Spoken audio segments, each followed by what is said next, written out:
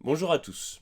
Aujourd'hui, on va parler du parcours client et de la façon de l'optimiser dans le but final d'augmenter vos ventes. Avant ça, moi c'est Barnabé et je vous souhaite la bienvenue sur cette chaîne. Ici, on parle marketing, psychologie, investissement ou encore technologie. Et notre devise, c'est d'investir sur nous-mêmes dans le but de progresser et réussir. L'objet du marketing, c'est diriger de façon intentionnelle le cheminement des clients potentiels, qu'on appelle prospects. C'est donc le diriger à travers les étapes du parcours pour dans un premier temps qu'ils deviennent clients parce que c'est pas encore fait et à terme un client fidèle qui pourra promouvoir notre marque. Donc c'est ça le parcours client. C'est les étapes qui vont permettre aux prospects de découvrir notre marque puis de fil en aiguille, d'étape en étape, de devenir de vrais clients puis à terme avec d'autres étapes, peut-être devenir des ambassadeurs de notre marque pour créer un cercle vertueux et du coup faire découvrir de plus en plus notre marque à de plus en plus de gens.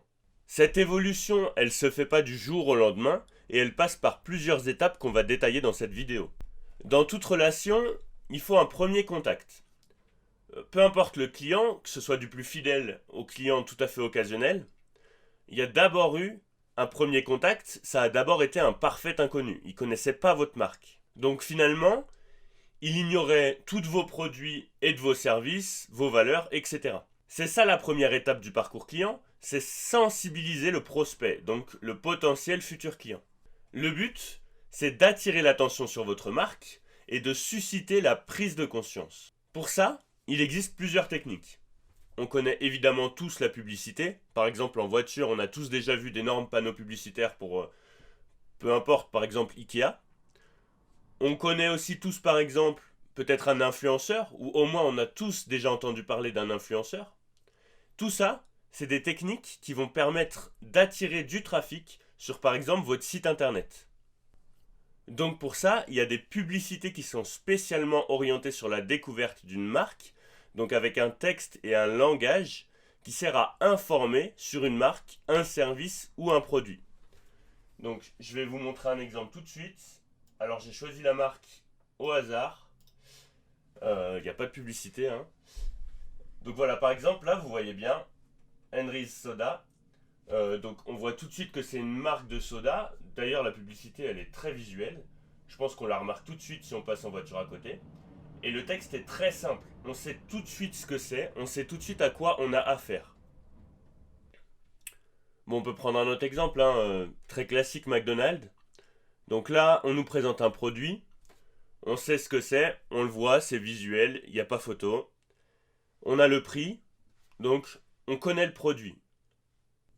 Maintenant qu'on a informé le prospect et attiré son attention, il va falloir, entre guillemets, l'engager.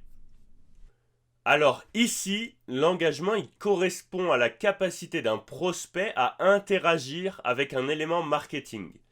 Donc par exemple les publicités qu'on vient de voir. Ou même interagir avec une marque. Cet engagement il peut aussi par exemple prendre la forme de contenu de valeur délivré gratuitement. Il y a pas mal de youtubeurs qui font ça dans le domaine de l'investissement ou de la communication. Ils vous proposent à la fin de leur vidéo ou au début de leur vidéo un petit e-book gratuit et au passage ils prennent votre mail. Et ben c'est ça.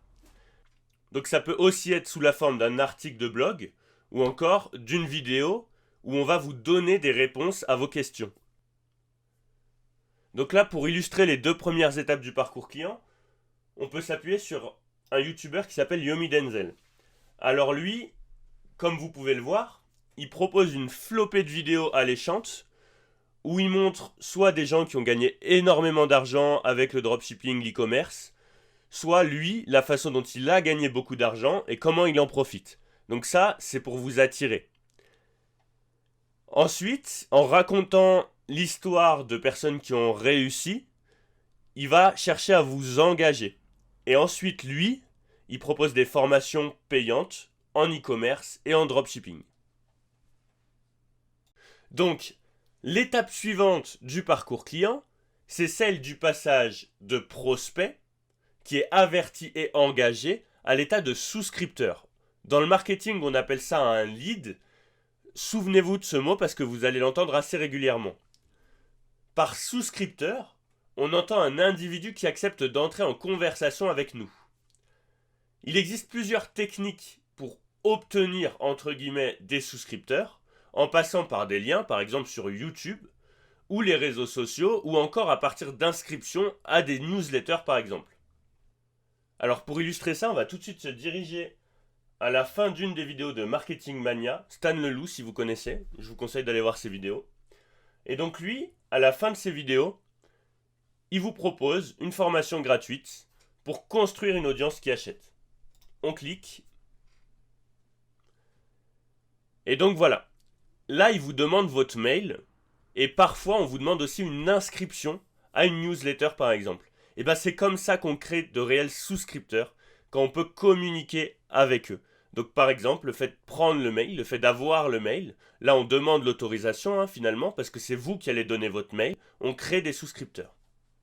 La quatrième étape du parcours client, elle vise à augmenter le niveau d'engagement en demandant aux prospects de vous accorder un peu plus de temps, voire même d'argent. On passe d'un processus passif sur les 3 premières étapes à un processus actif. L'objectif, c'est pas encore la rentabilité, mais c'est le renforcement du lien entre le client et la marque. Par exemple, chez Lidl, en fonction de la saison, vous avez des produits phares qui sont pas chers et qui servent à attirer le client. Et ensuite, une fois que le client est dans le magasin, il continue à faire ses courses et il fait le tour du magasin. Ensuite, l'étape 5, elle vise à susciter l'enthousiasme. Donc le but, c'est d'inciter les clients à profiter de vos offres en général. Ou, par exemple, de l'offre à laquelle un individu s'est intéressé lors de l'étape 4 et qui était en test, par exemple. Donc, en d'autres termes, il s'agit de recruter de nouveaux clients et cela a beaucoup plus de chances de se faire si la transaction elle apporte de la valeur au client. Donc finalement, l'offre que vous proposez au client, elle doit compenser pour lui le prix qu'il va devoir dépenser. Vos clients, ils continueront pas à acheter et à promouvoir vos produits s'ils ne les utilisent pas, par exemple. Donc des personnes qui développent cette relation avec votre entreprise, ils seront bien plus susceptibles de vous acheter un produit ou un service parfois plus cher. C'est l'objet de la 6e étape de ce parcours client, traduire l'offre en vente. Éviter les étapes préalables, c'est finalement comme demander à quelqu'un de prendre le risque de consacrer du temps et de l'argent à une marque inconnue. Dans cette étape, les clients, ils achètent des produits ou des services de valeur et prennent par exemple des abonnements pour lesquels ils reçoivent une facture chaque mois. En effet, vous avez établi avec vos clients un lien et vous avez su leur montrer la valeur que vous pouviez leur apporter. C'est là qu'ils acceptent de prendre des risques. Alors ensuite, certaines entreprises, elles cessent leur activité marketing dès lors que le client potentiel il a effectué sa conversion, c'est-à-dire lorsqu'il a effectué son premier achat, au lieu de garder contact avec lui pour en faire un client fidèle. Alors là, un exemple tout simple, mais par exemple, Netflix, quand vous changez de carte bleue ou que votre mode de paiement il n'est pas à jour, vous recevez tout de suite un mail. Vous n'allez pas y échapper, vous recevrez tout de suite un mail.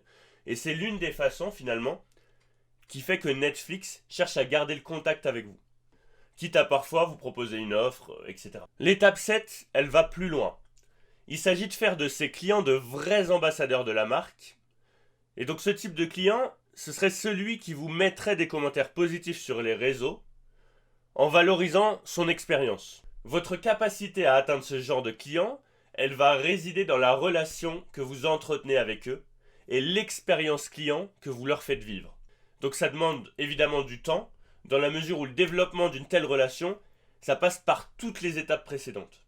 Et donc cette relation, elle se développe en créant de la valeur, comme on l'a déjà dit, en proposant un produit de qualité qui tient ses promesses. Le client, lui, il cherche un produit qui va répondre à une de ses problématiques ou à un de ses besoins. Ensuite, comme on l'a dit aussi, il y a tout l'aspect relation client. Donc ça passe du service client si jamais il y a un problème. Si vous avez un service client efficace, forcément les gens ils vont se dire bon, là je peux faire confiance, j'ai un problème, on me renvoie tout de suite un nouveau produit et on prend en charge celui qui est abîmé. En termes d'expérience client, l'un des spécialistes c'est évidemment Louis Vuitton, où là vous avez vraiment des personnes qui sont à votre disposition, des vrais spécialistes de la marque et des produits, qui peuvent vous aider à choisir et qui vont évidemment vous conseiller. Et donc c'est en faisant des clients des ambassadeurs que vous pouvez les faire accéder à la dernière étape, en faire des promoteurs. Les promoteurs de votre marque, ils ne se contentent pas de vous défendre sur les réseaux sociaux. C'est des gens qui vont se faire tatouer votre logo sur le bras. Pensez par exemple à Harley Davidson. Ou encore, c'est des gens qui consacrent leur temps libre à mettre en avant la marque sur leur blog ou encore sur YouTube. Pensez au récent buzz des cartes Pokémon par exemple. La différence entre l'ambassadeur et le promoteur réside dans le fait de s'employer activement à mettre en avant la marque. Les promoteurs, ce sont des individus qui ont intégré votre entreprise à leur vie quotidienne. Ils savent qu'ils peuvent lui faire confiance et en dépendre. Ils vous consacrent leur argent, mais aussi leur temps. Une fois que vous savez à quoi ressemble le parcours de votre client type, les tactiques que vous devez employer peuvent être définies en fonction des problèmes que vous allez rencontrer. Par exemple, si vous manquez de souscripteurs et que vous avez du mal à en acquérir, vous allez devoir déployer des stratégies qui génèrent des leads, par le biais du courrier électronique et des liens sur les réseaux sociaux par exemple. Un conseil que je peux vous donner, c'est de faire une feuille de route. Ça paraît basique, mais c'est ce qui va vous permettre de planifier et de visualiser la trajectoire que pourra suivre votre client type. Idéalement, faites-le pour chacun de vos produits ou services. Et faites-le si possible en équipe. Le collectif apportera toujours une vision plus complète et diversifiée. Pour compléter votre démarche, vous devez aussi anticiper les campagnes et les offres que vous devrez utiliser à chacune des étapes du parcours. L'objectif, c'est de comprendre ce qui justifie et ce qui bloque votre client dans son parcours. Pour que votre parcours client soit adapté, il vous faudra l'évaluer pour l'optimiser au fur et à mesure. Donc, un autre conseil que je peux vous donner, par exemple, pour optimiser votre parcours client, on pourrait croire qu'il faut commencer par l'étape numéro 1, la prise de conscience. Et c'est la solution la plus logique. Eh bien, c'est pas vraiment le cas. Je vous explique. Si vous commencez par le début, vous allez laisser des trous dans votre parcours. Pour éviter ça, focalisez-vous sur les étapes prioritaires. Lorsque vous optimisez le parcours client, il est notamment conseillé de commencer par l'étape 6. Cette étape, elle vise à surmonter ce qui bloque vos clients. En optimisant cette étape, vous pourrez maximiser votre profit et donc avec plus de profit, vous pourrez investir davantage dans les autres étapes de votre parcours. Par exemple, celle liée à la communication, qui peut coûter cher. Donc par exemple, pour optimiser votre parcours, vous pouvez fonctionner à l'envers en commençant de l'étape 6 vers l'étape 1. Et enfin, viendra l'optimisation des étapes numéro 7 et numéro 8. Ce que je peux vous conseiller aussi, c'est d'optimiser une étape à la fois pour ne pas laisser des points qui peuvent nuire à votre parcours en général. C'est la fin de cette vidéo, j'espère qu'elle vous aura été utile. Si c'est le cas, n'hésitez pas à liker et vous abonner, c'est un petit peu la récompense pour le travail que j'effectue.